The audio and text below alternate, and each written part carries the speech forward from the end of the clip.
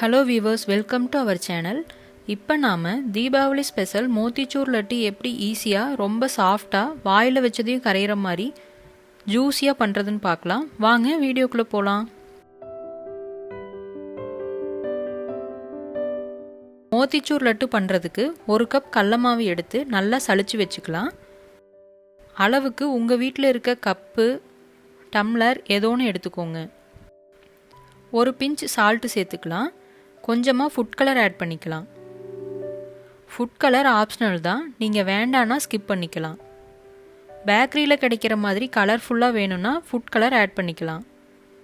தண்ணி சேர்த்து நல்லா மிக்ஸ் பண்ணி கட்டி இல்லாம கரைச்சி எடுத்துக்கலாம். எந்த ஒரு ஸ்வீட் பண்றதுக்கு முன்னாடியும் கடலை மாவை சலிச்சிட்டு பண்ணா நல்லா சாஃப்ட்டா வரும். நார்மல் லட்டுக்கு கரைக்கிறத விட இது கொஞ்சம் தண்ணி மாதிரி இருக்கணும். நல்லா இந்த பக்குவத்துக்கு கரைச்சி எடுத்துக்கலாம். ஒரு கடாயில் பூந்தி பொரிக்க தேவையான அளவு எண்ணெய் ஊற்றி சூடு பண்ணிக்கலாம். எண்ணெய் நல்லா சூடாக இருக்கணும். இப்போ ஒரு அரிக்கி வச்சு கரைச்சி வச்சிருக்க மாவை ஊற்றுனா அதுவே இந்த மாதிரி வந்துடும்.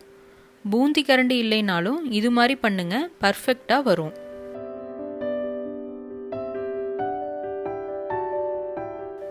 போட்டதும் சீக்கிரமாக எடுத்துடணும். இந்த கொதியெல்லாம் அடங்குனதும் எடுத்துடலாம்.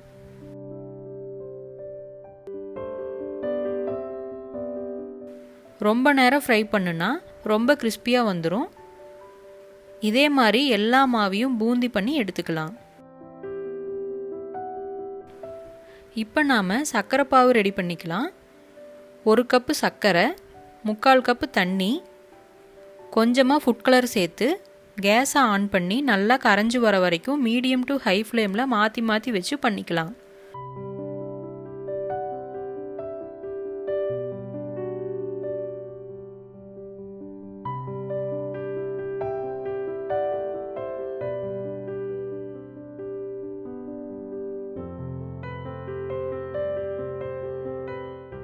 நல்லா கரைஞ்சதுக்கப்புறம் மீடியம் ஃப்ளேம்லேயே வச்சு ஒரு 2 to 3 நிமிஷம் கொதிச்சா போதும். இதுக்கு கம்பி பதம்லாம் தேவையில்லை.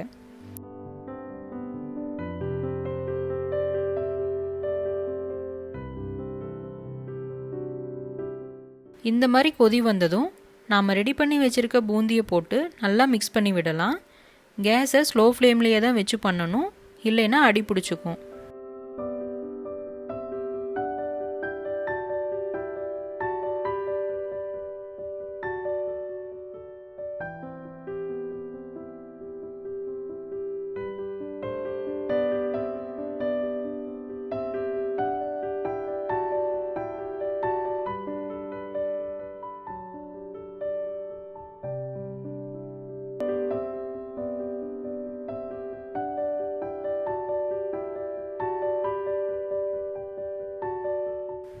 ஒரு ஸ்பூன் ஏலக்காய் பொடி சேர்த்து நல்லா கலந்துட்டு ஒரு 10 முந்திரியை கட் பண்ணி சேர்த்துக்கலாம்.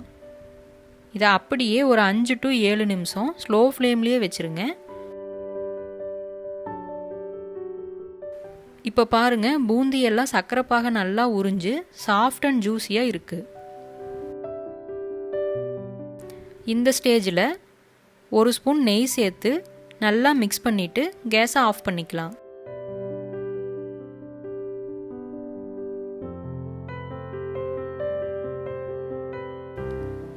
இதை அப்படியே நம்ம உருண்டை பிடிக்க முடியாது.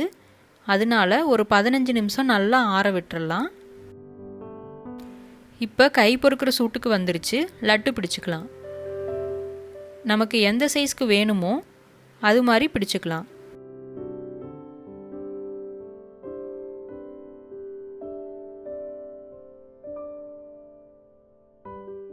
பிகினர்ஸ் கூட ஈஸியாக இந்த லட்டு செய்யலாம். இந்த தீபாவளிக்கு இதை செஞ்சு கொடுத்து உங்கள் வீட்டில் இருக்க எல்லாரையும் அசத்துங்க. இது உண்மையாக நீங்கள் பண்ணது தானா இல்லை கடையில் வாங்கிட்டு வந்தீங்களான்னு எல்லாரும் கேட்பாங்க. அந்த அளவுக்கு டேஸ்ட்டாக இருக்கும்.